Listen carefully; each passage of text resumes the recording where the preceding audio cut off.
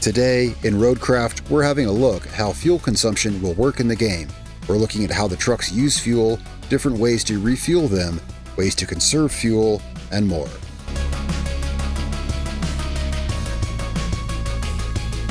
Hey guys, welcome back to Roadcraft. Today we're back on the public test server, and I want to have a look at fuel consumption, which is a new thing that they're going to be bringing into the game. As of right now, it's just on the test server.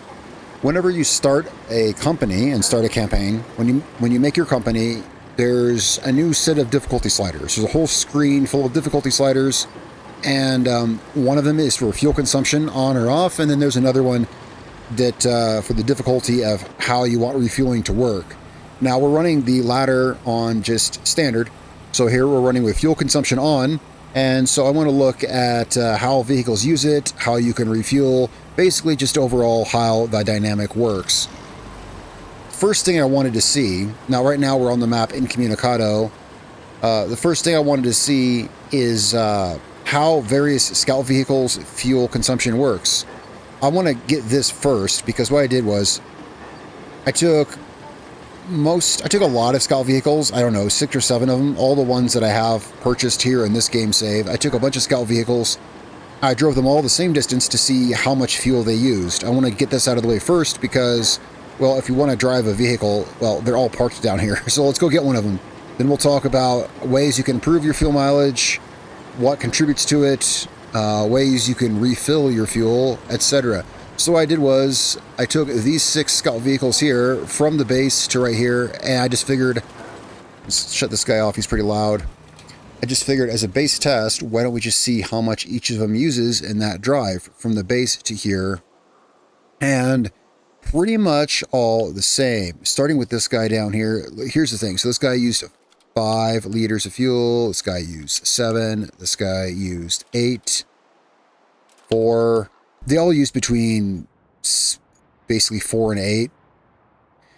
And so basically they all do the same. There's 2 that use way less fuel. I just want to get this out of the way real quick. There's 2 that use way less fuel, but it's because they were faster. The fastest ones used the least amount of fuel down here.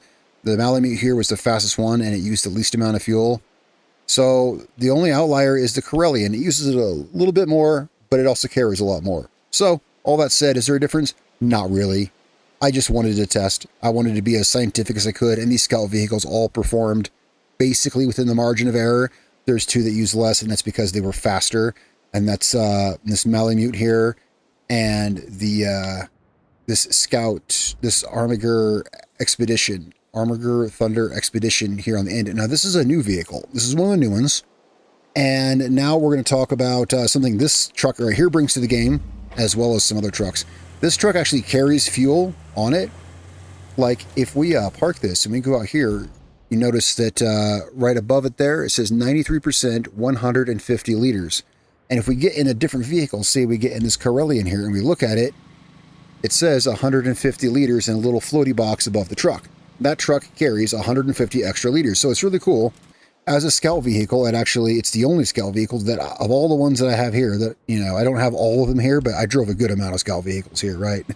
Of all of these here, this one is the only one that actually carries fuel. Now, this is cool. This scout vehicle does have more fuel than most. Most scout vehicles carry 80 liters. The Corellian is an exception. I think it's because it's a tank chassis vehicle. All of the tracked vehicles have way larger fuel capacity.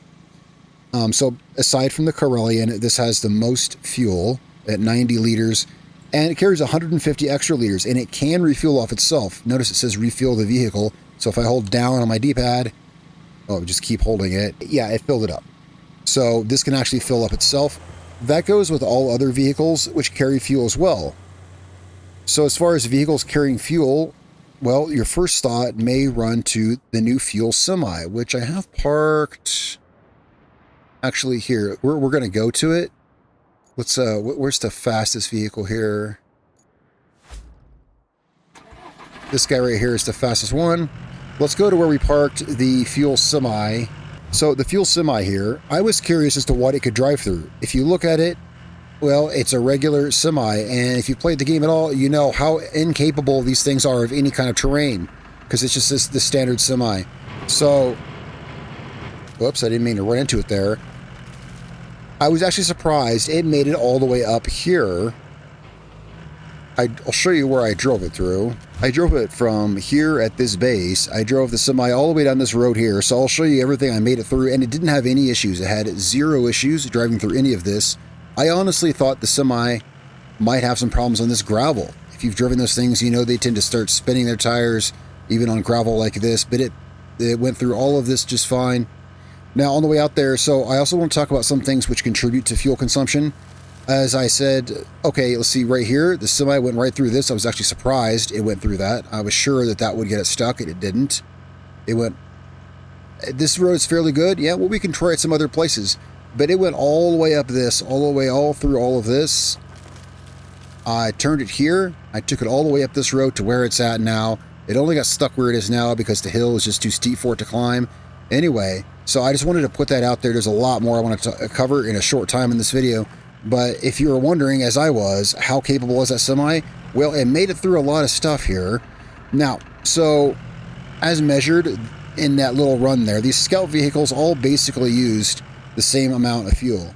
Oh, and so this thing carries 10,000 liters. As you can see, the little box over the truck, this carries 10,000 liters, so we can just sit by it. There we go. We're full back up. The trucks all basically use the same fuel. There is... So it seemed that the one who made it there the fastest used the less fuel. But there's another factor which contributes to fuel usage in the game, and that is your gearing. Now, right now, I don't have the custom gearbox options. There's some gearbox options you can turn on, which are new here on the test server. I'm just running the default gearbox like in the regular game. So I just have automatic transmission, right? But I do have, of course, four-wheel drive and the diff lock. Those will affect fuel. Notice right now, if you look in the bottom left-hand corner of my screen, you see there's a little fuel pump icon with 2 arrows. Those arrows are indicating my fuel usage.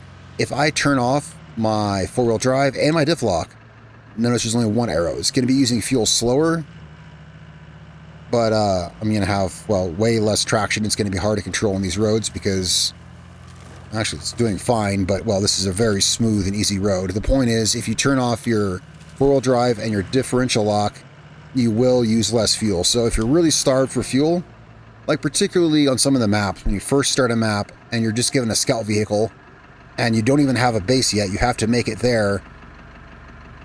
Fuel consumption there does come into play because a scout vehicle you start with likely only has 80 liters and you have to make it to the base before you can even start the map.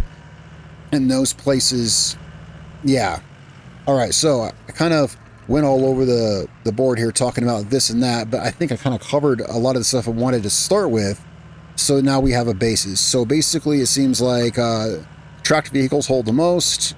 The slower your vehicle goes, the more you're going to use basically, because it seems to be largely a resource used over time. Because again, the scout vehicle that used the least to get to the point is the ones that got there the quickest. The rest was largely within the margin of error. And you use less fuel if you're not engaged in four-wheel drive or have your differential locked. There's other vehicles which carry fuel in them too. So we saw that Armiger Expedition Thunder Expedition, it carries 150 liters of fuel. The big fuel semi-trailer carries 10,000 liters of fuel. There's 2 other vehicles I know of that carry fuel. One of them, here, let's just pull one of them out because we're right here at the garage right now. One is this guy right here, your mobile recovery vehicle. This carries, oh geez, well, we'll see here. Here, let's park it here. I just wanted to pull it out. That carries 500 liters. So this carries 500 liters of fuel. Very handy to know. So if you've got this out in the field to call in vehicles, you can also use it as a mobile refilling base, which is, pretty cool. You can sit here and, we can refuel off of him. And then the other one, the mobile base itself, carries 1,000 liters of fuel. You can see I have it. Oops, sorry, that's not it. But it does carry 1,000 liters of fuel. Here it is. And it still has all 1,000 liters of its fuel. The big mobile base right here. The Warden Kochevnik, whatever it said.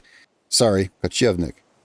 So, anyway, this guy here carries 1,000 liters of fuel. Really, the only other thing I want to mention, and this is a thing, you may have noticed that as I've been switching between vehicles, I'm shutting down the vehicles, except I left this one here running.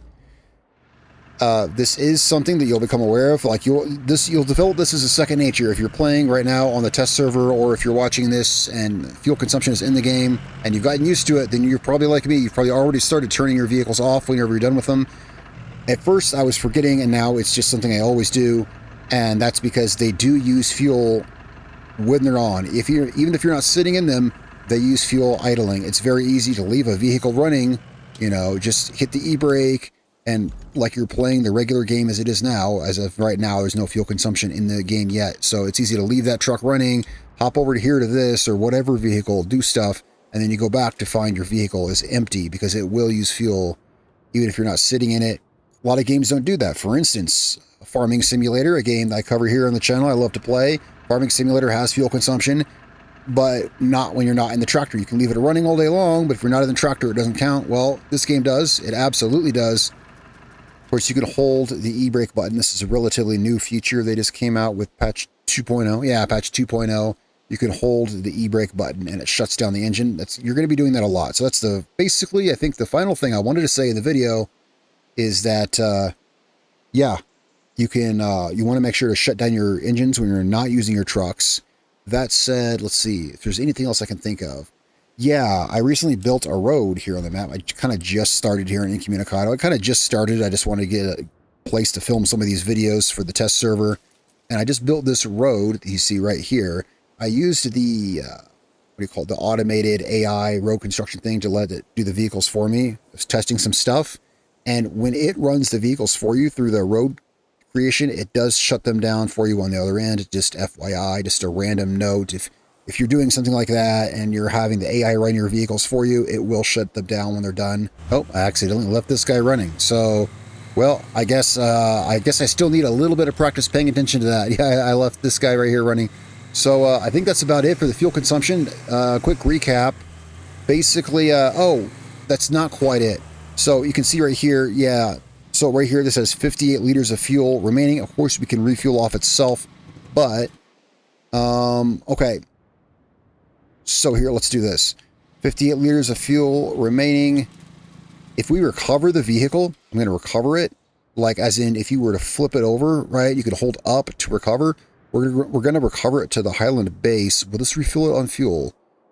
No, yeah. So if you use the recover option, it does not refill you on fuel. So if you run out of fuel, for instance, or wreck or otherwise get stuck, and you use the recovery option, know that it does not refill you on fuel.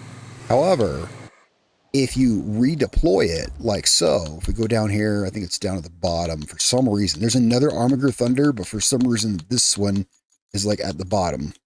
I think they should be in the same spot, but whatever. If we retain it here and then redeploy it, that does refill it for you.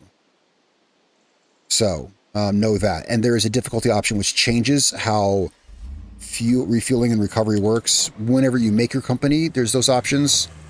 And it actually explains, I think, pretty well on that particular option. It explains how the costs may vary at higher difficulties.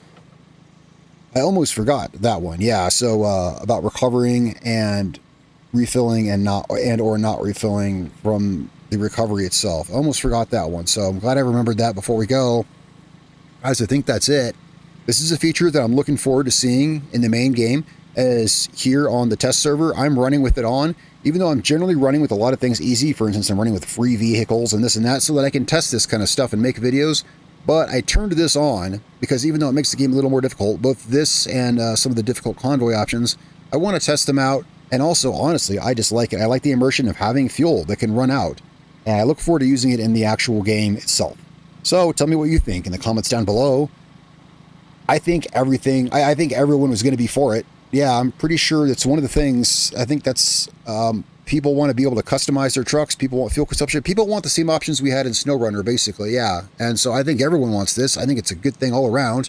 Tell me what you think. I'd be interested to hear. I always read and reply to the comments. Guys, thanks so much for watching to the end of the video. I'll see you guys down in the comments. I'll see you in the next video. Peace out.